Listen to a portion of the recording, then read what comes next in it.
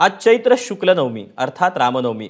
ज्या रामानं अखंड जगाला मानवता, संयम, विनम्रता, मर्यादा, न्याय आणि शौर्याची शिकवण दिली, त्या प्रभू रामाचा जन्म झाला आणि आजचा दिवस खऱ्या अर्थानं पुण्य पावन झाला। हीच रामनवमी देशासह जगभरात मोठ्या भक्तिभावानं साजरी होते। पुण्यभूमी अयोध्येत तर रामनामाचा अवघा जयघोष होतोय। तब्बल 500 वर्षांच्या प्रतीक्षेनंतर प्रभू श्रीराम अयोध्येच्या भव्य दिव्य मंदिरात विराजमान झाले। त्या सुवर्ण क्षणाला 2 महिने पूर्ण झाले आणि त्यानंतरची ही पहिलीच रामनवमी। म्हणूनच अयोध्येत भक्तांची अवघी मांदियाळी अवतरली आणि एकाच मंत्राच्या उच्चारानं अवघा भवताल भरून गेलाय आणि तो म्हणजे जय श्रीराम, जय श्रीराम।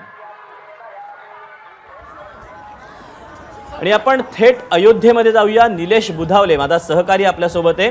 निलेश, जय सियाराम सध्या असाच नारा आजूबाजूला गुंजताना पाहायला मिळत असेल। एकंदरीतच अयोध्या नगरी कशी सजलेली आहे, आज दिवसभर कशा पद्धतीने इथं कार्यक्रमांची रेलचेल असणार आहे?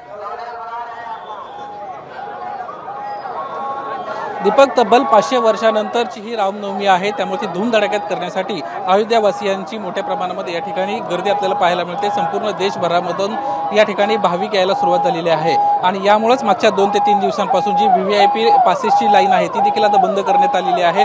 अभिषेकासाठीचे पास देखील देणं बंद केलेलं आहे। साधारणपणे 19 एप्रिलपर्यंत हे सर्व पासेस बंद राहणार आहेत। आपण पाहतोय या परिसरामध्ये मोठ्या प्रमाणामध्ये गर्दी आहे आणि अनेक जे भाविक आहेत ते देशभरातून या ठिकाणी येत आहेत। तब्बल 30 लाख भाविक या कालावधीमध्ये या ठिकाणी येतील अशा पद्धतीचा अंदाज वर्तवण्यात येतोय। पोलिसांची जी माहिती आहे त्यानुसार अशा पद्धतीची मोठ्या प्रमाणात गर्दी होईल आणि त्यामुळेच ही खबरदारी घेण्यात आलेली आहे।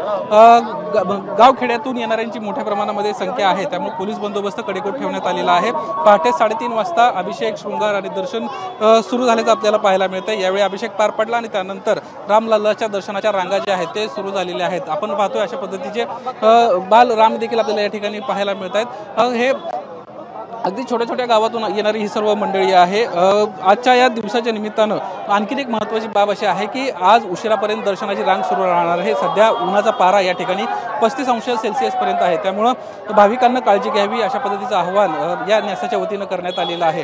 ही परिसरातली आपण गर्दी पाहतोय। आपण या ठिकाणी असणाऱ्या भाविकांशी बोलण्याचा प्रयत्न करणार आहोत।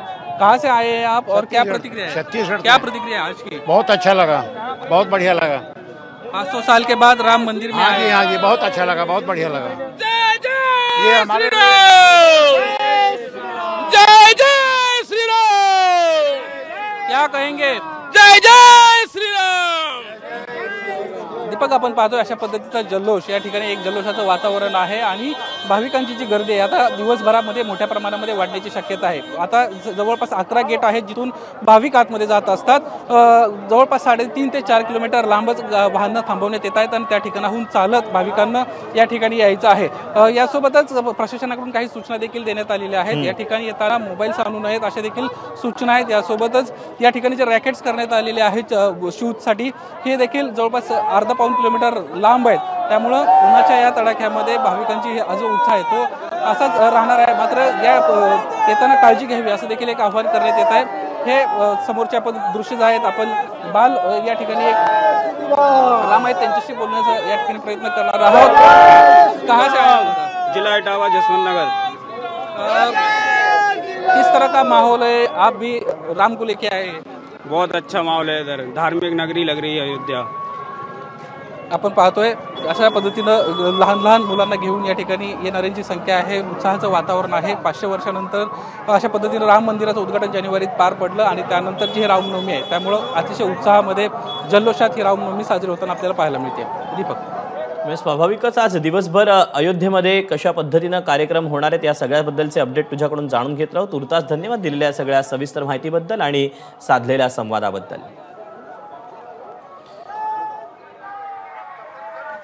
तेव्हा ही अयोध्येतली आपण दृश्य पाहत आहोत। अयोध्या नगरी सजलेली आहे, ती केवळ फक्त फुलांनी आकर्षक रोषणाईने नाही तर रामभक्तांनी देखील सजून गेलेली आहे, नटून गेलेली आहे। अवघ्या अयोध्येमध्ये आज श्रीरामाचा गजर देखील पाहायला मिळतो आहे।